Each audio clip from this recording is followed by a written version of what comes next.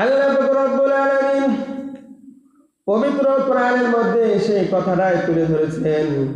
وقال الذي اشتراه من مصر لامرأته أكرمي مثواه عسى أن ينفعنا أو نتخذه ولدا وقال الذي اشتراه من مصر لامرأته সেই ব্যক্তি যে মিশর থেকে বাজার থেকে যে ব্যক্তি ইউসুফ আলাইহিস সালামকে ক্রয় করলো, অর্থাৎ আজ যে মিশর লিআমরাতিহি তার বাড়িকে বাড়ি আলেকে বললো, তার স্ত্রীকে বললো, অর্থাৎ জুলাইকে বললো যে আকরিমি মাসওয়াহু, তার অবস্থানকে তুমি সম্মান করবে, আসা আইয়ান ফাআনা, অচিরে সে আমাদের উপকারে আসবে, আও নাত্তাখিযাহু ওয়ালাদা, অথবা আমরা তাকে সন্তান হিসাবে গ্রহণ করব। আগে যে মিশর তার স্ত্রীকে বললাম এই সন্তানকে ভালোভাবে খাওয়া দাওয়ার ব্যবস্থা করো, থাকার উত্তম ব্যবস্থা করো, অচিরে এসে আমাদের উপকারে আসবে, অথবা আমরা তো নিঃসন্তান, আমাদের কোনো সন্তান নাই, আমরা ভবিষ্যতে একে সন্তান হিসেবে আমরা গ্রহণ করব। এরপর আল্লাহ তাআলা বলেন ওয়াকাযালিকা মাক্কান্না লিইউসুফ ফিল আরদ, এভাবে আমি ইউসুফকে আমি জমিনে প্রতিষ্ঠিত করলাম, এইভাবে আমি ইউসুফকে মিশরের মধ্যে প্রতিষ্ঠিত করলাম। ওয়ানুআল্লিমাহু মিন তা'ওয়িলিল হাদিস, যাতে আমি তাকে স্বপ্নের ব্যাখ্যা সমূহ শিক্ষা দিতে পারি। বলুন সুবহানাল্লাহ। ইউসুফ আলাইহিস সালামকে আল্লাহ তাআলা মিশরে প্রতিষ্ঠিত করলেন এভাবে। এরপরে তাকে স্বপ্নের ব্যাখ্যা শিক্ষা যেন দিতে পারেন, এই জন্য তিনি মিশরে আল্লাহ তাআলা তাকে প্রতিষ্ঠিত করলেন। আল্লাহু গালিবুন আলা আমরিহি ওয়ালাকিন্না আকসারান নাসি লা ইয়ালামুন, আল্লাহ তাআলা তার কাজের ব্যাপারে ক্ষমতাশীল, ওয়ালাকিন্না আকসারান নাসি লা ইয়ালামুন, কিন্তু অধিকাংশ মানুষ এর ব্যাপারে গাফেল, জানে না।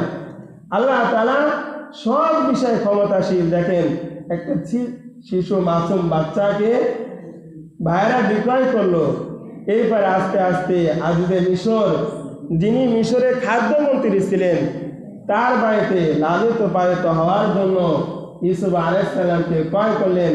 আল্লাহ তাআলা সুন্দরভাবে কৌশল অবলম্বন করে ইউসুফকে আস্তে আস্তে বড় করতেছেন।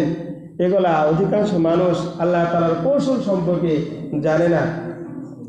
এরপর আল্লাহ রাব্বুল আলামিন বলেন, এরপরে যখন ইউসুফ আস্তে আস্তে বড় হতে লাগলো, যখন যৌবনের পদাপন্ন হলো, যখন তার বয়স 25-30 এমন বয়সে যখন সে উপনীত হলো, আল্লাহ তাআলা বলেন ওয়ালাম্মা বালাগা শুদ্দাহু, যখন সে যৌবনের পদাপন্ন হলো, আতাইনাহু হুকমান ওয়া ইলমা, আমি তাকে প্রজ্ঞা এবং ইলম দান করলাম, মানে হিকমত এবং ইলম দান করলেন। যখন যৌবনের দিকে ধাবিত হলেন, কারণ তার সামনে অনেক বড় বিপদ আসতেছে, আল্লাহ তাআলা তাকে ইলম দান করলেন যেন ইলমের মাধ্যমে সেই সব বিপদ থেকে যেন বাঁচতে পারে। এরপরে ইউসুফ আলাইহিস সালাম যেই বাড়িতে বসবাস করতেছিলেন, অর্থাৎ আজিজে মিশর এবং জুলেখার বাড়িতে, আজিজে মিশরের নাম ছিল, স্ত্রীর নাম ছিল জুলেখা। এই জুলেখার বাড়িতে সে অবস্থান করতেছিল, কিন্তু জুলেখা তাকে একদিন তার নিজের বাসনা পূরণ করার জন্য তার দিকে ডাকলো। আল্লাহ তাআলা এই কথায় কোরআনের মধ্যে বলেন ওয়ারাওয়াতাতুহুল্লাতী হুয়া ফী বাইতিহা, যে ঘরে তিনি লালিত পালিত হচ্ছিলেন, তার স্ত্রী ইউসুফ আলাইহিস সালামকে তার নিজের দিকে ডাকলো, অর্থাৎ কুমন্ত্রণা কাজের জন্য তাকে ডাকলো। আন নাফসি, তার নিজের নফসের দিকে। অগল্লাকাতিল আবওয়াব, এবং জুলেখা সমস্ত দরজাগুলো বন্ধ করে দিল। আবওয়াব মানে অনেকগুলো দরজা ছিল, সমস্ত দরজাগুলো তালাবদ্ধ করে দিল, যেন ইউসুফ এই ঘর থেকে বের হতে না পারে। অকালাত হাই তালাক, এবং সে তার নিজের দিকে ডাকলো। জুলেখা একটা ফোন দিয়ে আসলো, যখন আজিজে মিশর বাড়িতে ছিল না। জুলেখার অনেক বড় বিল্ডিং ঘরের মধ্যে অনেকগুলো দরজা ছিল, সমস্ত দরজাগুলো বন্ধ করে দিয়ে সে সুন্দরভাবে নিজেকে সেজে গুজে ইউসুফ আলাইহিস সালামকে তার দিকে আকৃষ্ট হওয়ার জন্য ডাকলো। ইউসুফ আলাইহিস সালাম তখন আল্লাহ তাআলার কাছে পানা চাইলেন। ক্বালা মাআযাল্লাহ, ইউসুফ আলাইহিস সালাম আল্লাহ তাআলা আশ্রয় চাইলেন।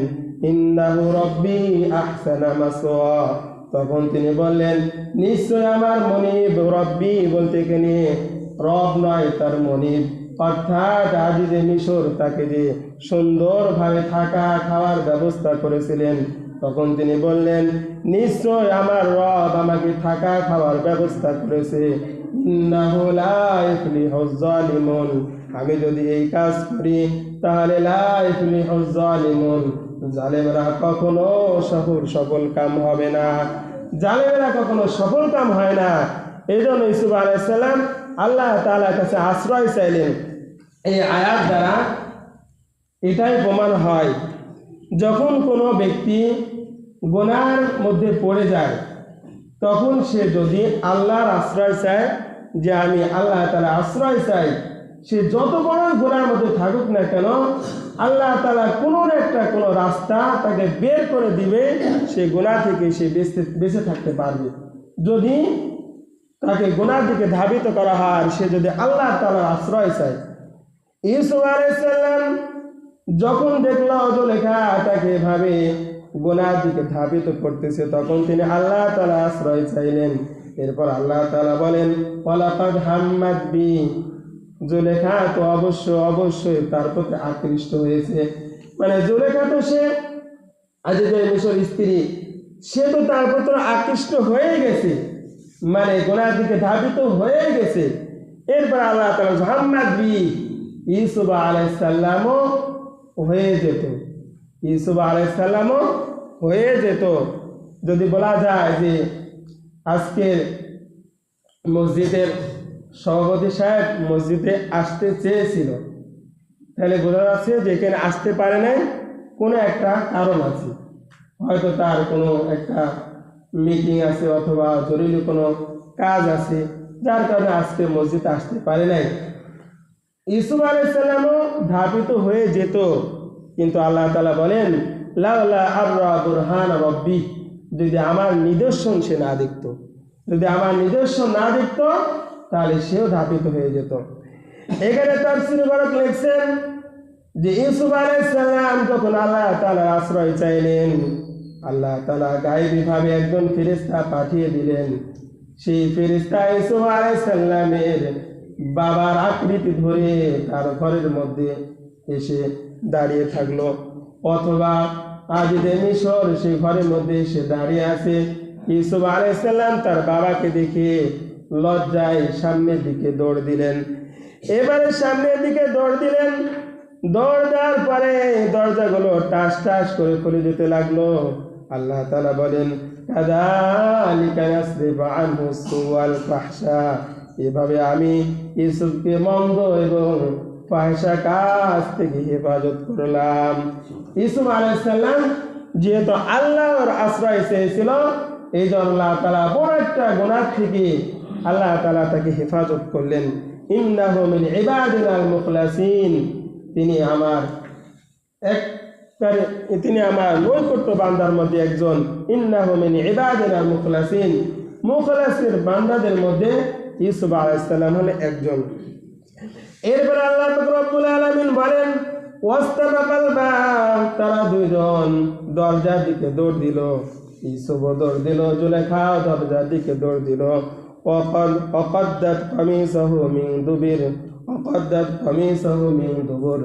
এরপরে জুলেখা ইউসুফ আলাইহিস সালামের পিছন থেকে জামাটা ছিঁড়ে ফেললেন। এরপরে তারা দেখলো যে দরজার সামনে আজিজে মিশর দাঁড়ায় আছে।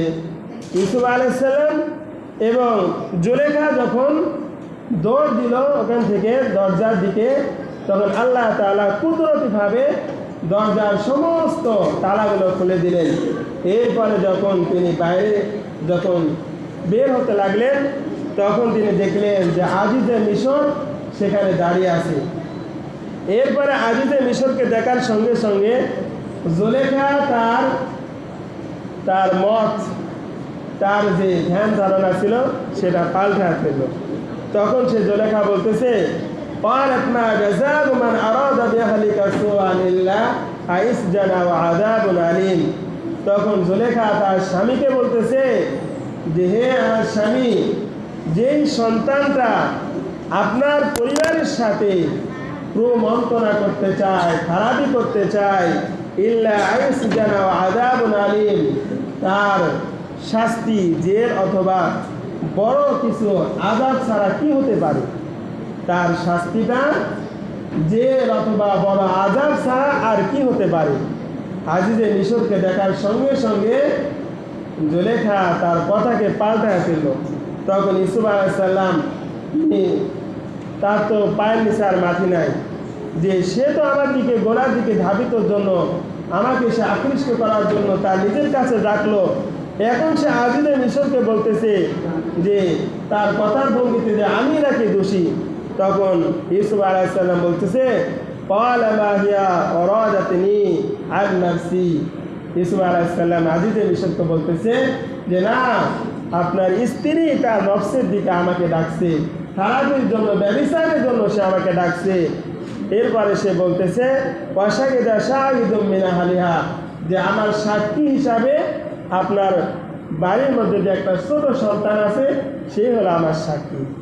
দেখেন, যখন ইউসুফ আলাইহিস সালাম একটা ছোট্ট মাসুম বাচ্চা, মাত্র কয়েকদিন আগে ভূমিষ্ঠ হয়েছে, এখন পর্যন্ত কথা বলতে পারে না, এই সন্তানকে সাক্ষী হিসাবে আজিজে মিশরকে বলতেছে। তখন জুলেখা মনে মনে হাসে যে এমন একটা সন্তানের সাক্ষী হিসাবে পেশ করলো যে সন্তানটা কথা বলতে পারে না।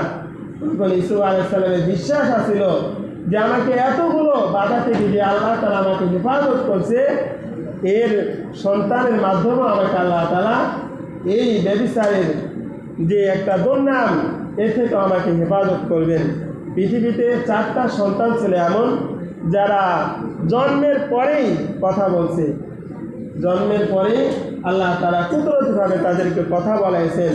তার মধ্যে এই আজিজে মিশর, জুলেখা এবং ইউসুফের মধ্যে যে ব্যভিচারের যে দৃশ্য, যে ছোট মাসুম বাচ্চা ছিল, একে সাক্ষী রূপে যখন পেশ করা হলো, এই সন্তানটা তখন কথা বলেছে। এরপরে আরেকজন সন্তান ছিল যে জুরাইজ নামে একজন আল্লাহর ওলি ছিল, তিনাকে ব্যভিচারের অপবাদ দেওয়া হয়েছিল যে এই জুরাইজ এর মাধ্যমে আমার পেটের মধ্যে বাচ্চা এসেছে। তখন জুরাইজ সেই সন্তানকে বলেছিল যে বলো তো যে এই বাচ্চা যে তোমার বাবাকে? তখন বাচ্চা বলেছিল, ছোট মাসুম বাচ্চা, যে আমার বাবা হলো অমক রাখাল। এখানে আল্লাহ তাআলা কুদরতিভাবে জুরাইজকে হেফাজত করেছিলেন। আর আরেকটা বাচ্চা হলো যে ফেরাউনের স্ত্রীর নাম ছিল আসিয়া। এই ফেরাউনের একজন মেয়ে ছিল, মেয়ের একজন বাদী ছিল। এই বাদী যখন মুসা আলাইহিস সালামের প্রতি ঈমান আনে, তখন তার সন্তান ছিল 3টা। এই 3টা সন্তানকে ফেরাউন তেলের মধ্যে দিয়ে দুনিয়া থেকে বিদায় করছেন, গরম তেলের মধ্যে দিয়ে তাদেরকে দুনিয়া থেকে বিদায় করছেন। ছোট মাসুম বাচ্চা তার মায়ের কোলে ছিল।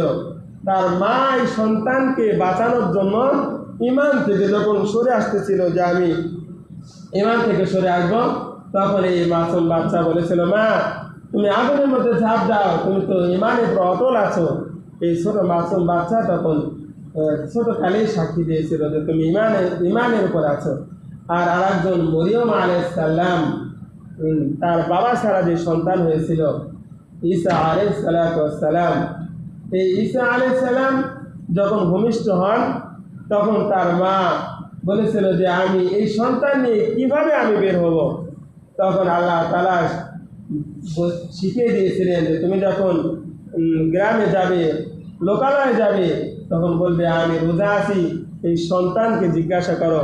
যখন গ্রামের মানুষ, মহল্লার মানুষ সন্তানকে জিজ্ঞাসা করলো, তখন সন্তান বলল ইন্নী আবদুল্লাহ ইন্নী আতানিয়াল কিতাব ওয়া জাআলানি নাবিয়্যা, আমি হলো আল্লাহ তাআলার বান্দা এবং আল্লাহ তাআলা আমাকে কিতাব এবং নবী হিসাবে, কিতাব দিয়ে এবং নবী হিসাবে প্রেরণ করেছেন। বলেন সুবহানাল্লাহ। এই 4টা সন্তান পৃথিবীতে মায়ের পরে জন্ম হওয়ার পরে পৃথিবীতে আসার পরে আল্লাহ তাআলা কুদরতিভাবে কথা বলেছেন। মুসলমান ভাইরা আমার, এই সন্তানকে যখন ইউসুফ আলাইহিস সালাম সাক্ষী হিসাবে পেশ করলেন, তখন ইউসুফ আলাইহিস সালাম যখন সাক্ষী হিসাবে পেশ করলেন, তখন এই ছোট মাসুম বাচ্চা আজিজে মিশরকে বলতেছো, আজিজে মিশর, তুমি তো আমার এই মিশরের খাদ্যমন্ত্রী, তোমার কি জ্ঞান নাই, আক্কেল নাই? তুমি একটু পরীক্ষা করে দেখো, তুমি দেখো যে ইউসুফ আলাইহিস সালামের জামাটা যদি সামনের দিকে ছেঁড়া থাকে